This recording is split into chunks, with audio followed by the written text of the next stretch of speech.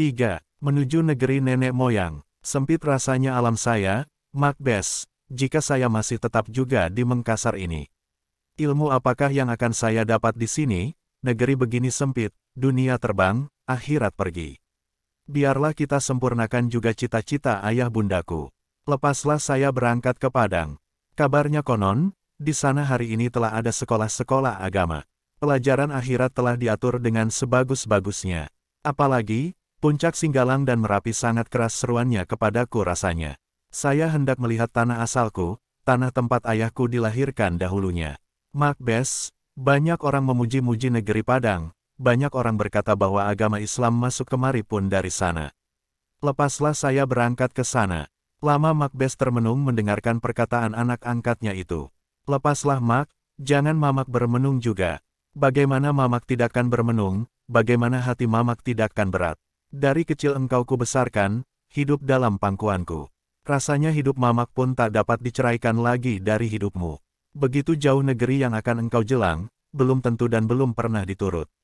Ah anak, ibumu saudaraku, ayahmu tuanku. Mamak orang miskin, anak, tetapi telah sangat merasa beruntung lantaran bercampur gaul dengan ayah bundamu sekian lamanya. Sekarang jika engkau pergi, siapakah lagi yang akan kutimang-timang, yang akan Mamak junjung tinggi?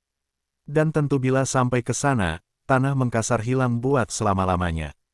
Itulah anak, itulah yang Mamak rusuhkan.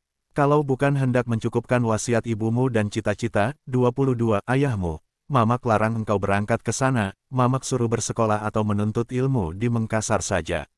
Lebih baik kita tekankan perasaan hati, Macbeth. Karena tidak akan terdapat selama-lamanya di dunia ini orang yang tiada bersedih hati akan berpisah-pisah, kalau mereka telah dipertalikan dengan budi bahasa. Sedangkan berangkat ke Mekah lagi ditangisi orang juga. Tetapi akan dapatkah lantaran kesedihan dan tangis itu perjalanan diundurkan? Tentu tidak, jawab Macbeth. Maka putuslah mufakat mereka bahwa Zainuddin perlu berangkat ke Padang mencari keluarga ayahnya, melihat tanah nenek moyangnya, menambah ilmunya dunia dan akhirat. Dan kelak, dia pun akan kembali juga ke Mengkasar kalau keadaan mengizinkan. Segala yang perlu disiapkan oleh Macbeth buat melepas anaknya, sebuah kasur, sebuah peti kayu dan tempat tidur di kapal. Waktu sore pukul 5 kapal akan berlayar. Pukul 9 pagi ia pergi dahulu ke pusara ayah bundanya di Kampung Jera bersama Macbeth sendiri, laksana meminta izin. Setelah itu mereka kembali pulang ke rumah. Sehabis makan lohor, Macbeth mengeluarkan peti kecil simpanan uang itu dari dalam almari. Seraya berkata kepada Zainuddin, terimalah uang ini semuanya, inilah hakmu, usaha dari ayahmu. Ai, mengapa Macbeth ini? Uang itu mesti Mamak perniagakan sebagai biasa. Yang akan saya bawa hanyalah sekedar ongkos kapal ke Padang. Perniagakan uang itu, ambil untungnya tiap-tiap bulan buat belanja Mamak dan belanja saya di Padang. Kirimi barang Rap 20, atau Rap 15, sebulan. Rumah dan pekarangan yang kecil ini jagalah baik-baik. Pandanglah sebagai hak milik kita berdua. Mana di antara kita yang dahulu menutup mata, itulah yang memberikan waris kepada yang tinggal. Mamak tetap tinggal di Mengkasar, sebab akan kembali ke Bulukumba terlalu sia-sia. Heran tercengang pula Macbeth mendengarkan putusan Zainuddin atas harta benda itu. Tidak disangkanya akan sampai demikian baik budinya. Dari bermula dia telah bermaksud hendak menyerahkan segala harta benda itu. Hari mudanya dibawanya ke Mengkasar, dan dengan uban yang telah tumbuh dia hendak pulang ke Bulukumba menemui keluarga yang masih ada, dalam keadaan miskin pula.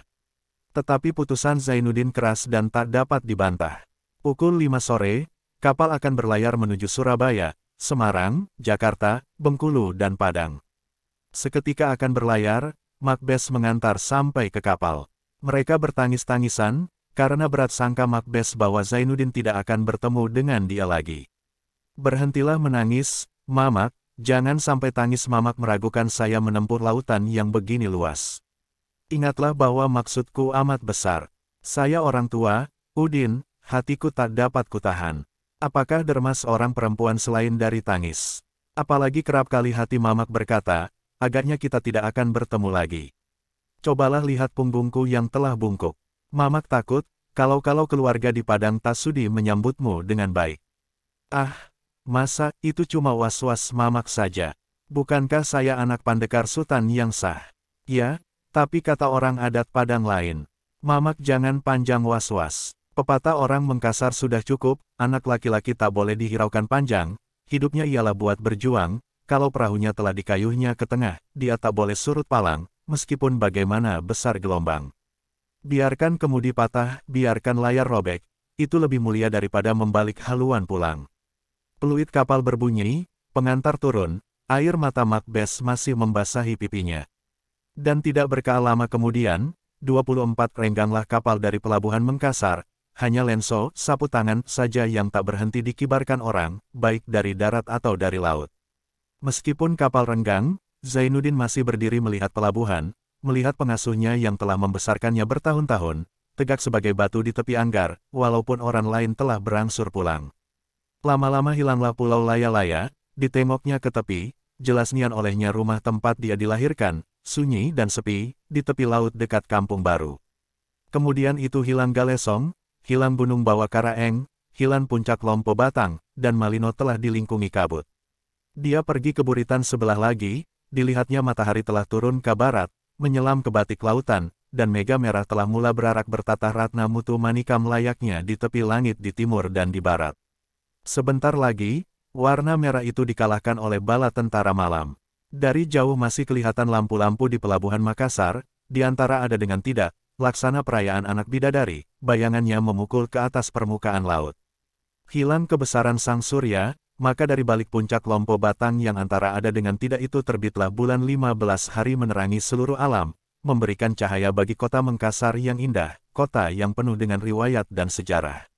Tempat kebesaran Maharaja Hasanuddin Awalul Islam, Mantiro Riagamana, raja yang mula-mula menyiarkan kalimat syahadat di Buta Jumpandang, Tanah Mengkasar menerima pusaka daripada Datuk Tiro, Datuk Ribandang dan Datuk Patiman.